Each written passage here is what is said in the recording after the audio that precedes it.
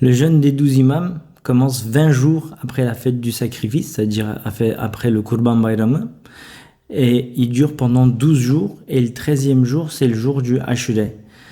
Un jour avant, il y a beaucoup de personnes qui commencent par le jour de Anafatma, et 3 jours avant encore, les 3 jours pour les purs innocents, les Masumpak.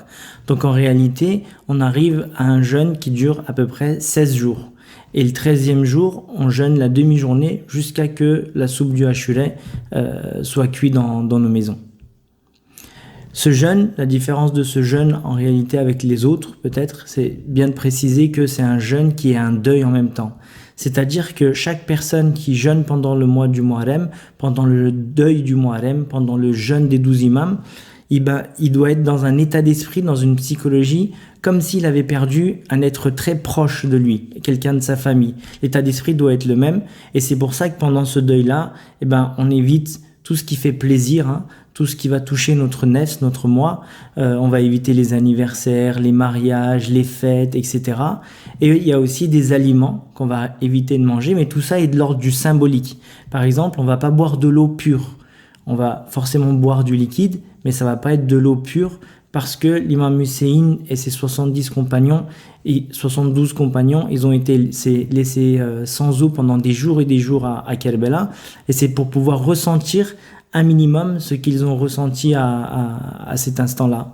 Et ensuite, par exemple, on ne mange pas de viande, on ne mange pas d'oignons, il y a plein d'aliments comme ça qu'on ne mange pas.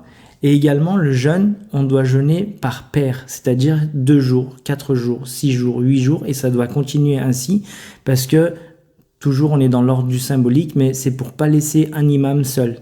Alors il faut savoir que quand on parle des imams, les imams, ils sont pas tous décédés à Kerbela. Il y a que l'imam Hussein qui est décédé à Kerbela, mais si vous voulez, le jeûne du Muharrem, c'est un jeûne que tous les prophètes ont jeûné, de Adam jusqu'au prophète Mohammed, et en réalité c'était de 10 jours.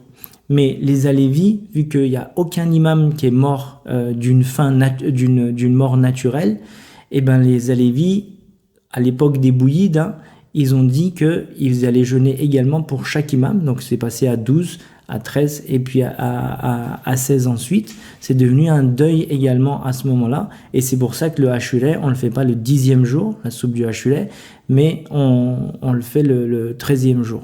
Et le 13e jour, en réalité, on jeûne un demi-jour jusqu'à que, comme je l'ai dit précédemment, la soupe du Ashura soit prête. C'est pour Hurshid.